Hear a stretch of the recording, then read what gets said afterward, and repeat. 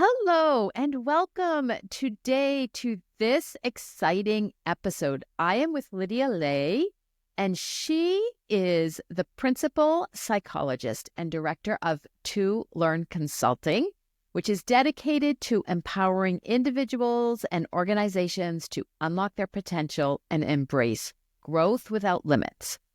With expertise in psychological consulting, leadership development, and cross-cultural training, she helps women redefine success, recognize their role as the heart of every culture, and lead with purpose.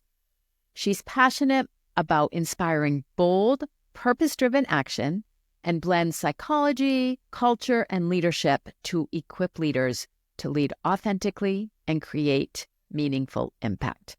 And that is exactly why I wanted her on today, because she has a passion to help just leaders advance, but there is this beautiful angle around culture that I can't wait to dive into. So, Lidia, thank you for being here, and tell us a little bit about why you wanted to participate.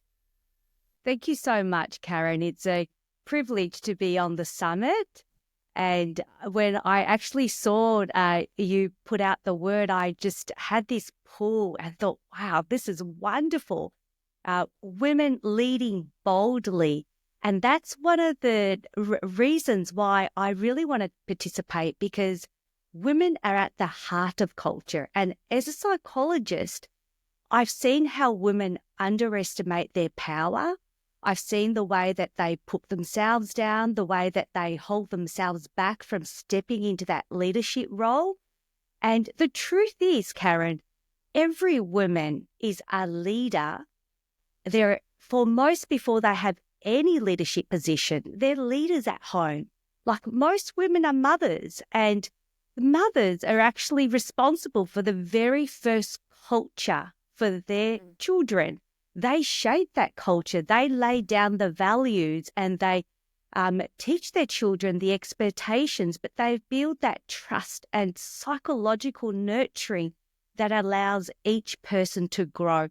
So for me to empower women and to be able to inspire them to realize that they are already leaders, that's just so important. So for me to speak on the summit, it's just a real privilege.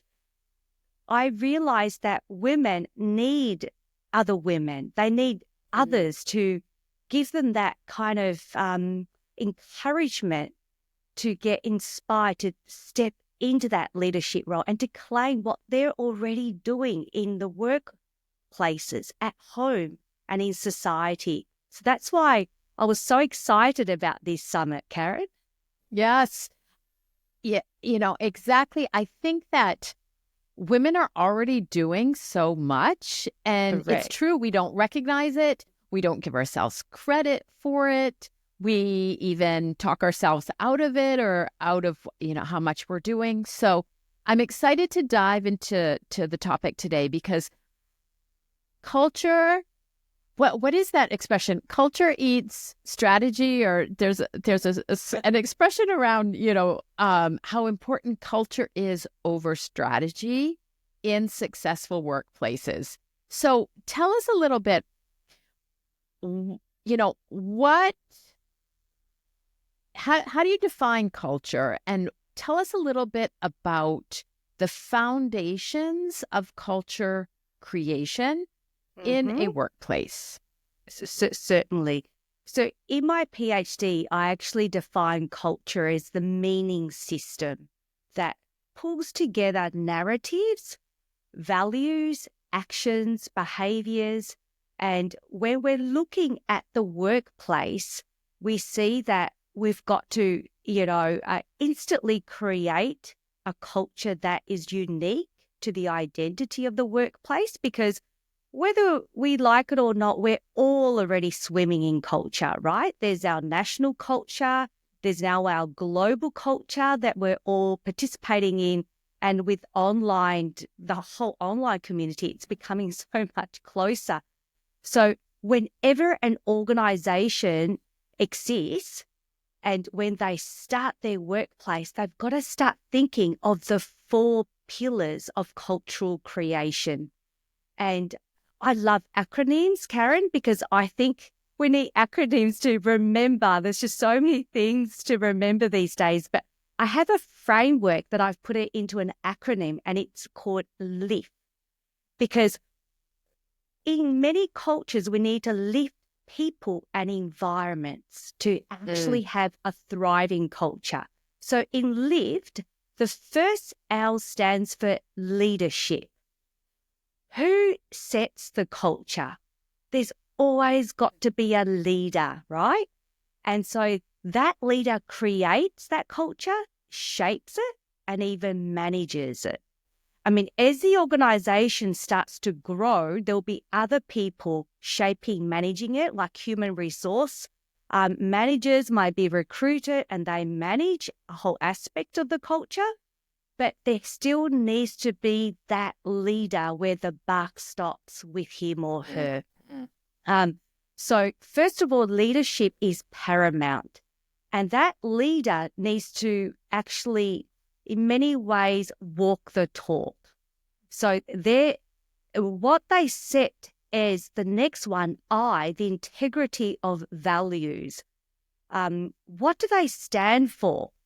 Because when they're leading an organization, they first got to really define what values they're standing for before they actually lead others. Because people follow people who inspire them, who they see has got good values that they want to follow. They want to be part of something that aligns with their own values. So when they recruit, a lot of workers will now look at an organization's values and think, is that really the environment I want to participate in and which will cultivate and align with my values?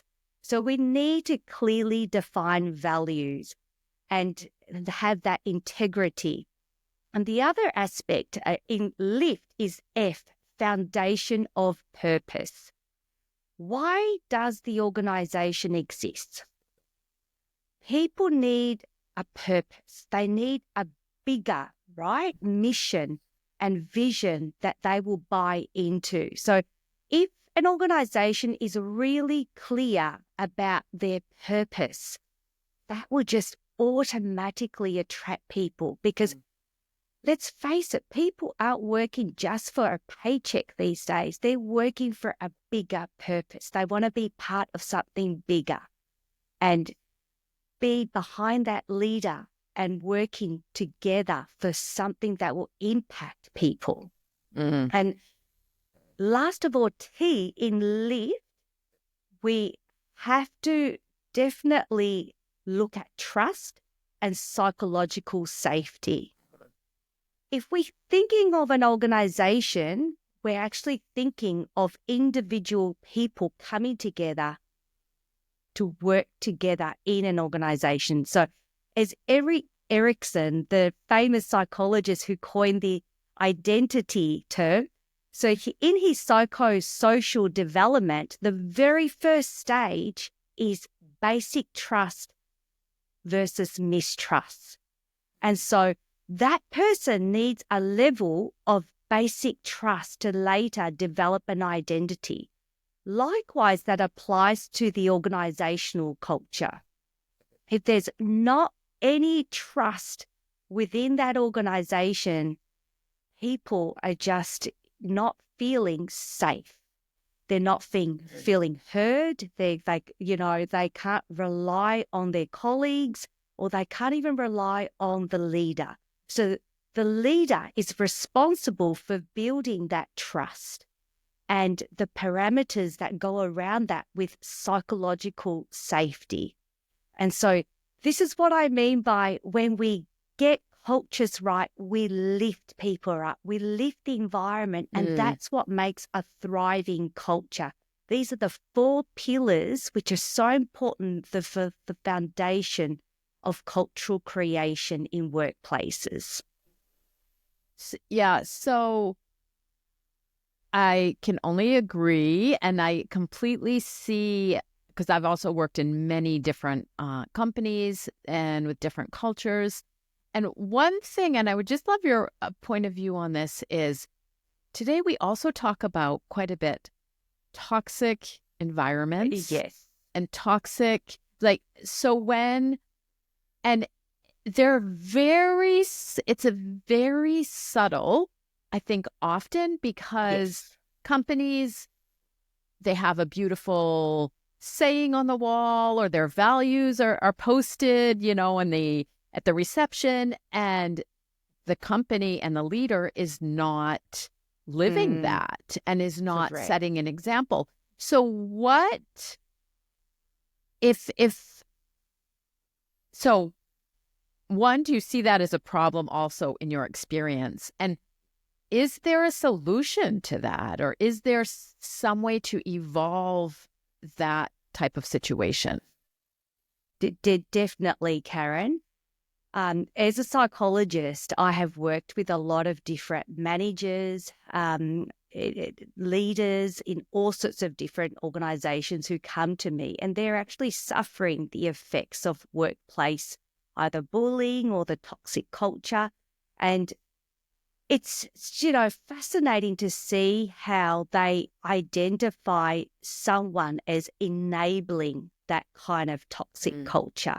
And it usually comes down to the attitudes or certain narratives, and it's in many ways subtle and undetected, and there is a silence of suffering that many of my clients have endured. And for me, it's enabling them to unfold their story. And because many times in workplaces, people can feel really silenced. There's a shame involved in being a recipient of, I suppose, being shut out from certain meetings, of groups of people, or with senior management. So you've probably heard lots of different stories. I think all of us have, right? Because there is a lot of unhealthy workplace cultures around. And unfortunately, a lot of it does come without the leader either realizing it or enabling it, unfortunately.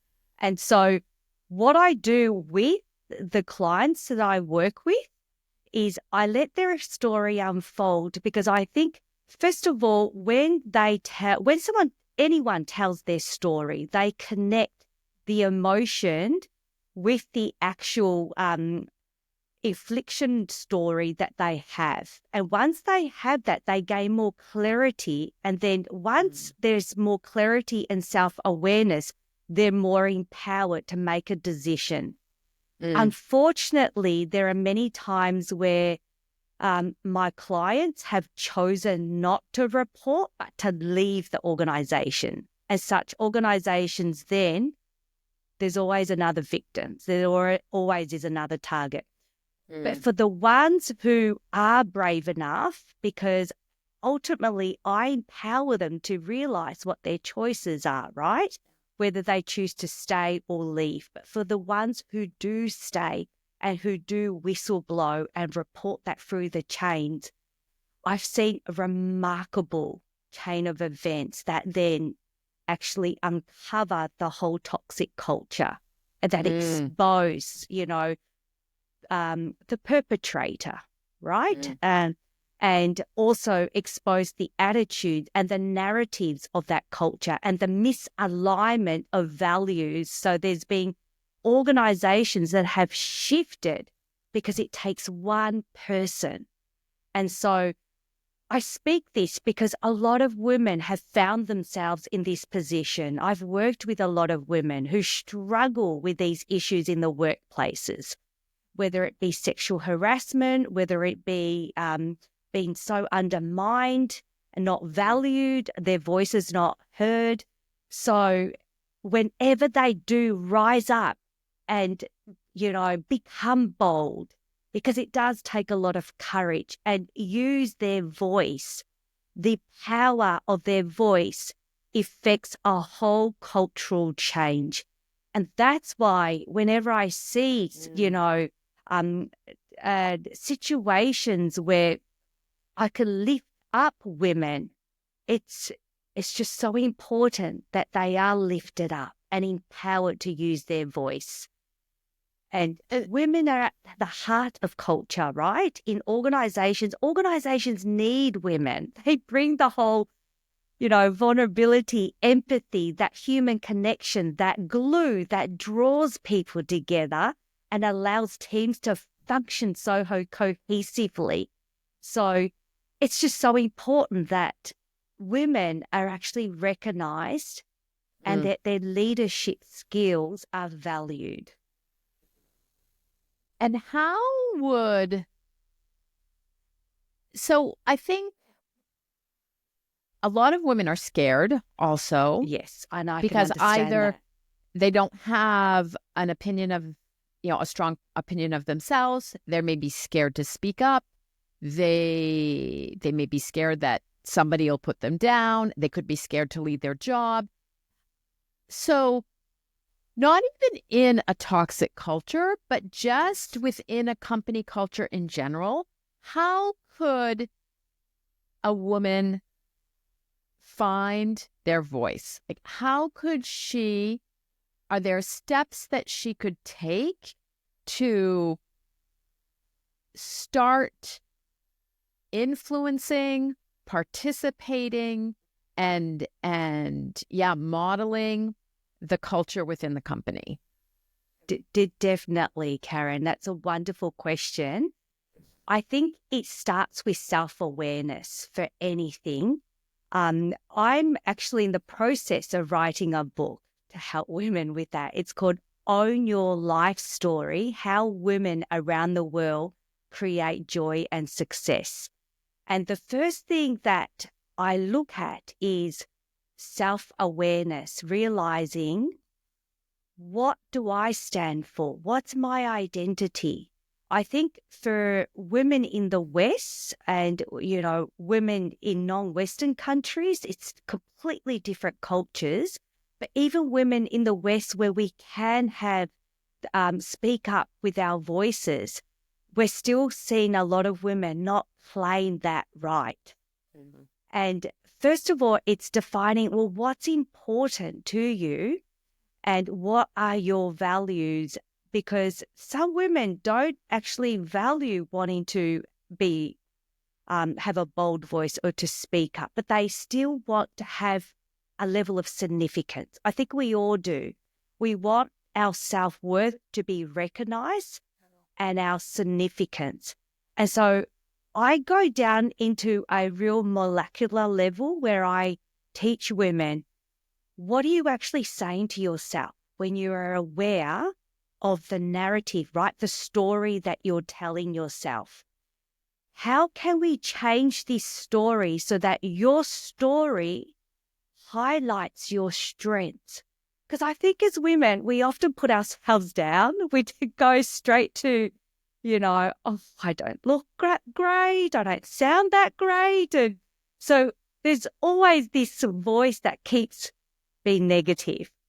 And we've actually got to stop hearing that and start, putting up the volume for that voice that nurtures our inner life, that nurtures the I can do this, that nurtures that story of, you know what, I have a lot of worth and significance, and there is a purpose to my life, and it's about finding that purpose. Because I think for many women, we may settle for less, and finding that purpose of wanting to grow in an environment that nurtures that alignment of values and goals, that's paramount.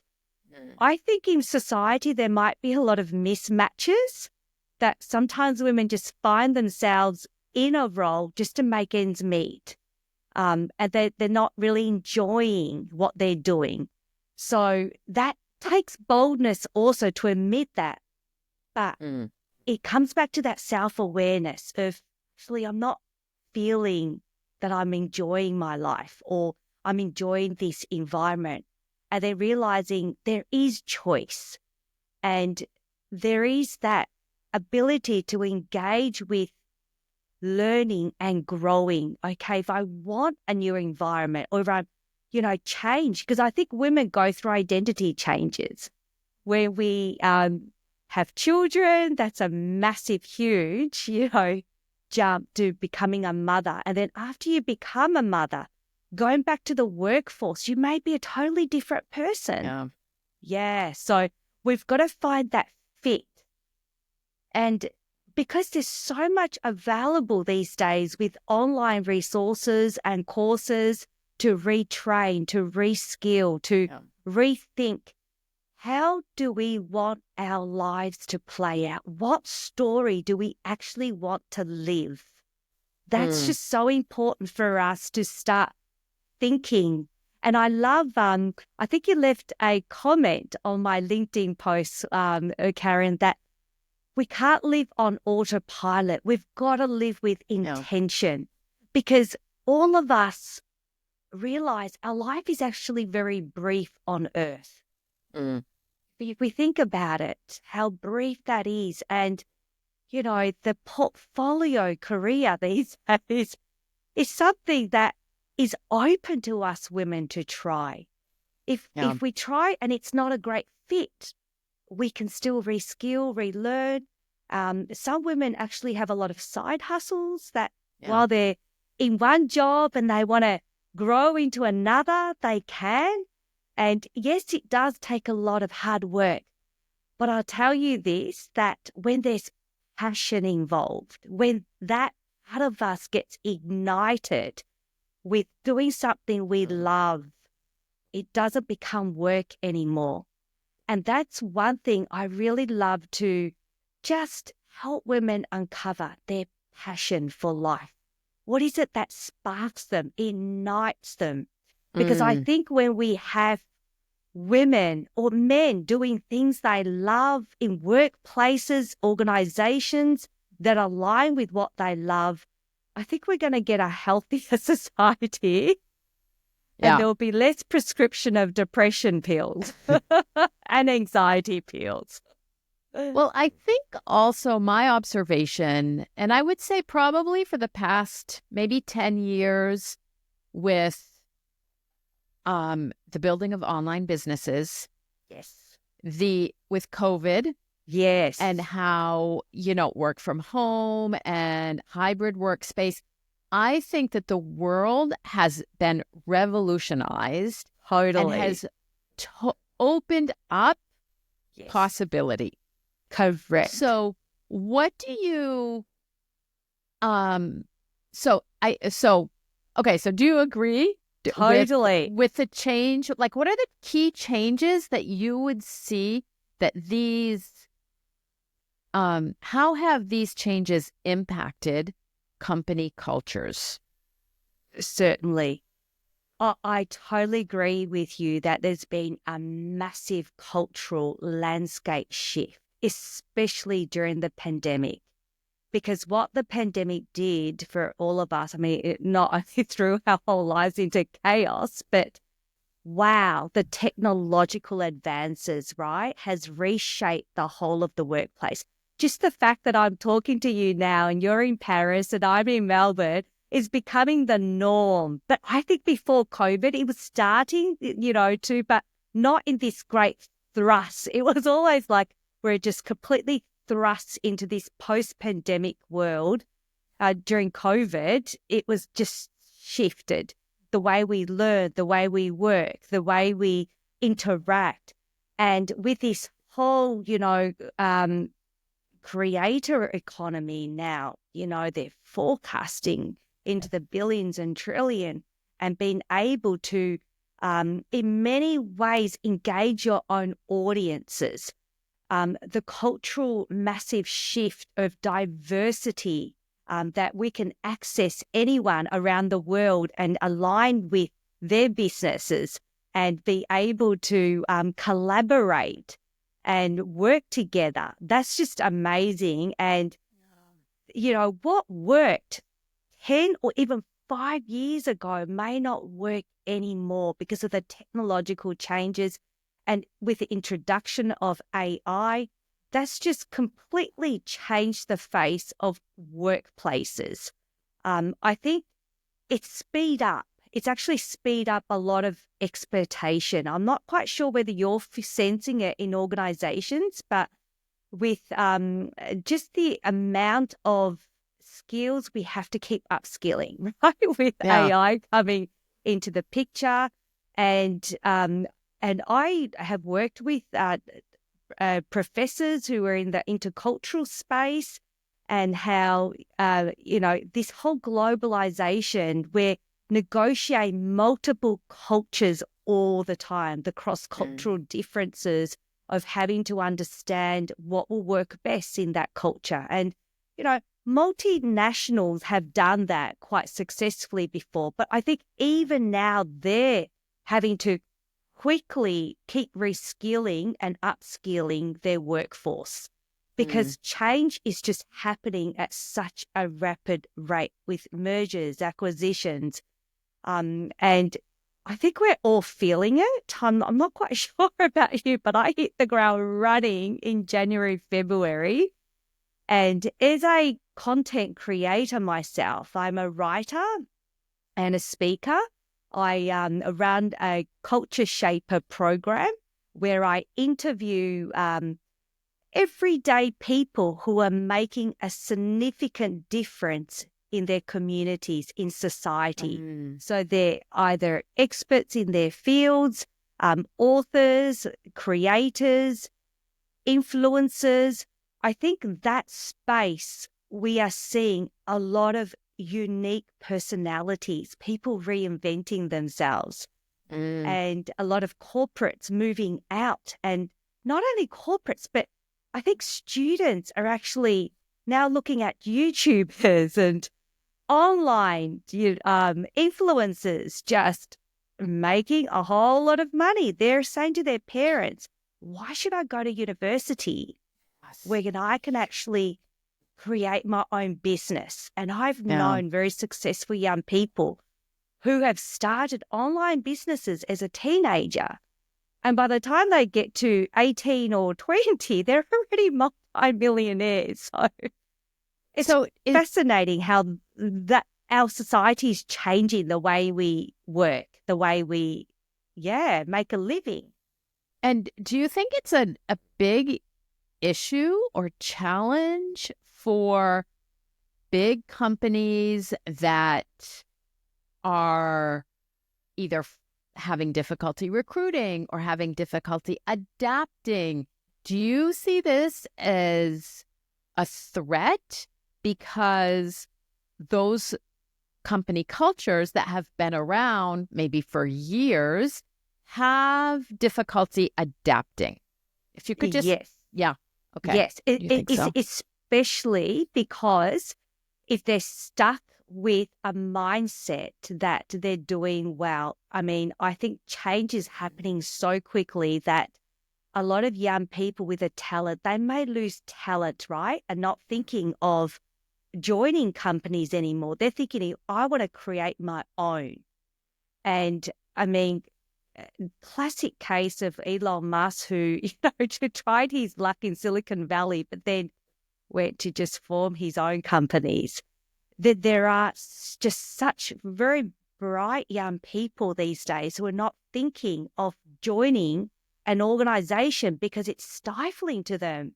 They're thinking, I can actually have my own ideas and be my own boss.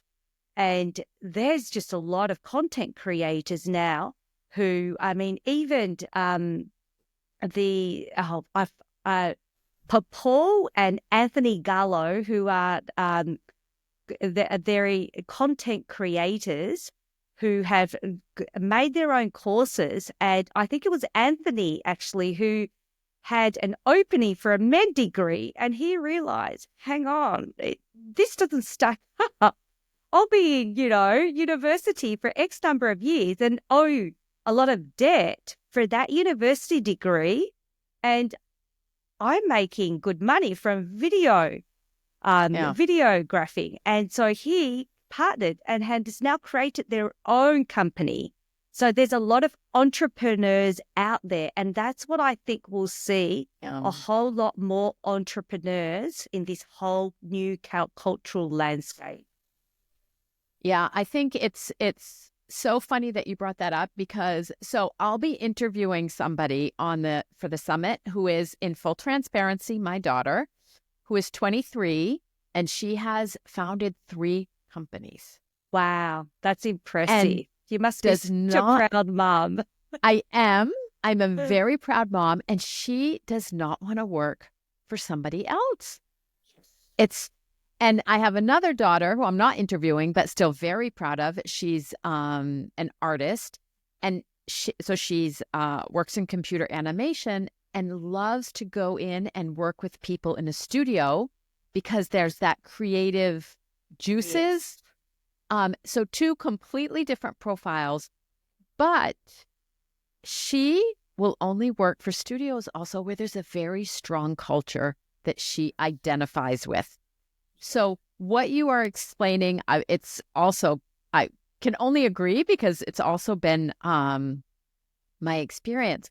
But I think just this whole conversation we're having, one, it's a threat to companies, but it's also a threat to higher education, who has taken, and I think, this is my personal opinion, abused people with the cost of higher education. And I think it's going to be a big issue for universities, and they're going to also have to adapt. But that's a question for another day. Right. That's a huge one. Karen. Huge one. So, correct. So tell us, so maybe specifically before we sign off, how specifically do you work with people? We talked about the awareness piece, so that's the first step, but how else would you accompany someone in the work that you do? Certainly. So I do work individually with leaders, and there's quite a number of different managers or leaders in organizations, but also ones who want to actually start their own business. And they're dealing with what's stopping them and what are the things holding them back. And so we do work a lot with very deep issues. Sometimes it could be trauma. Sometimes it could be just a lack of confidence or lack of skills or knowledge. But I do go deep because I think I like to work with the whole person. There's the psychological aspect that we all have limiting beliefs. But there's also, the cultural, social, and even spiritual issues in a person's life. So there's a whole person issue that I work with, but I also work with organizations. So I go in there to talk about leadership development, cross-cultural issues, look at the culture of the place. I do identify narrative structures, not only in people, but in organizations, because I think the stories, right, not only in the individual, but the stories within an organization, it's so powerful that when you tap into the narratives of an organization, you uncover the culture of that organization. And just by talking to people and observing that. So I do work with leaders to look at culture and context and how they can actually position themselves in such a way that they can thrive from learning what they need to work on. And building resilient cultures is something I love to look at, have, the grow framework that I look at. Every culture needs to keep revisiting that trust and psychological safety. And being able, to reinforce belonging, because once, a person feels that they're included and they belong, that's when you have that loyalty to an organization. And can you give us an example of an example that you, maybe a company that you've worked with, and like kind of paint the before and after picture, if you have an example like that? Yes. So I've got an organization in mind where before they didn't do check-ins with their workers. So they'll come in and just set the agenda, this what needs to get done, but they're not in tune with where their workers are. So where there's disengagement. So when we looked at that, and I look at, you need to put the process in place of check-ins every morning. And if you notice, it's listening, to the things that are unspoken. If someone's engaged and they're not giving as much output, go and ask those questions. Be in tune with the psychological aspect, the cultural and the social. And I mean, if you see that people are talking roughly with each other, you know that there's a level of tension that actually needs to be addressed straight away before it escalates. So there's that aspect of being in tune of the unspoken culture, and you feel that, right? We all kind of sense things when we walk into a room. So being able to identify what's going on and be checking in with people, that's just vital. And then the openness to actually new perspectives, that's creating that curiosity in your workers and allowing the adaptability to flow through that. We need to constantly adapt and, releasing people to learn, to grow, and to be curious. It's that curiosity we've got to foster in the culture and allow people to ask questions. And last of all, in that growth framework, welcome experimentation and learning. And so that's the key, right, for especially the multinationals who've got very rigid or lots of hierarchical structures, and universities, they've got to keep fostering innovation. They've got to keep, bringing in new insights and daily building that innovation into their cultures. Otherwise, in this whole new changing landscape of work, they will not be able to attract the talent that they're wanting. Okay, great. So if somebody does want to work with you, how would they get in contact with you? And do you have any initial free resource that you can share? Tell us a little bit about that. Definitely, and I will link everything. Of course, I'll link everything in the show notes, but tell us a little bit. So certainly. I have a lot of free resources on my website on www.lidialae.com. So there's particularly two for in that whole aspect of culture. So people are able to also access my Culture Shaper. It's on YouTube, but it's also on my website. So there's Unlock Your Influence, the essential checklist for culture shapers. And I've got another free resource that is on the 5 powerful questions to unlocking your cultural impact.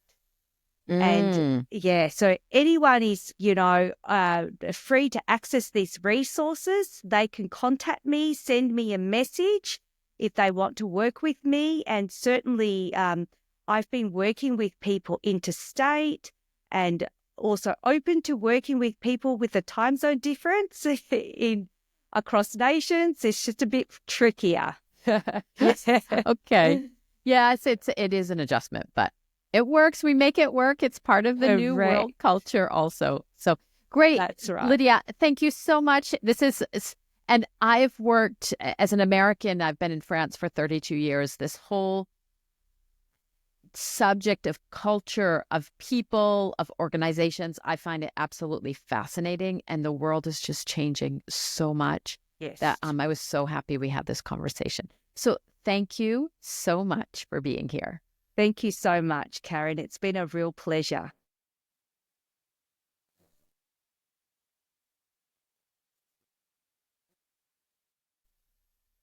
So there's one last point that when Lidia and I were discussing after we'd finished the interview that we would like to come back on, because it is her strong point of view, and I 100% agree. So, Lidia, let's just conclude on what you were just saying. I really am so convinced that leadership is not a title or a position, but it's a bold act of culture creation. And leadership, at the heart of it, is to better society. So for women out there who have been afraid to take that step, to take on that leadership position, I'm telling you, you are already a leader. You are already creating culture. And for you to step up and be bold, be yourself, you are a culture creator already. I just feel like I really need to speak that to women because I know how much women need to hear that. They are doing so much. They are at the heart of culture and they bring so much to the table that they are bold leaders who are making a significant change in our cultures. And I think people and women don't recognize that they are already impacting so strongly. Like you said, or like the discussion we had earlier, of course, at home. Yes. But at definitely. work, I love the premise that leadership is creating culture. It's true. I never thought about it from that angle, but it's everything that you do. It's the way you show up. It's the way you interact with your colleagues. It's how you set the rules or how you set boundaries. So all of that, I think I can only agree. So. Yes, definitely. In any sector, I think that what you are doing by being a leader is actually allowing people to know that they can actually input and they're bringing their best to the table, right? And leadership is about, in a way, gatekeeping that culture and being able to allow, reinforce and challenge the culture when it's become stagnant and be able to revitalize that by igniting within the whole organization that passion again for why they exist as an organization. And for women to take up these roles, a girlfriend actually who's very high up in the banking industry. She was wanting to use a story to move all her team, right, to change because they're just facing a lot of significant regulatory changes. And she had to dig in deep to find what's the story. But what she's actually doing by sharing this story is that people resonate, that good stories move hearts and minds. And so when you can effectively use narratives that lift people up, that buy into your own vision, you get this massive cultural change. And that's exciting. And that's something I believe that women are now across the world more and more are standing up and filling in those leadership positions. Okay. It's great. So just to conclude, this is the position or the point of view that I absolutely love, and I just want to repeat it. Lidia says, let's redefine leadership, not as a position, but as a bold act of cultural creation. It's amazing. Okay. And that's what's going to bring impact. Thank All you right. so much, Karen. Lidia, thank you. It's been a real pleasure. It has such great, great discussions. Thank you.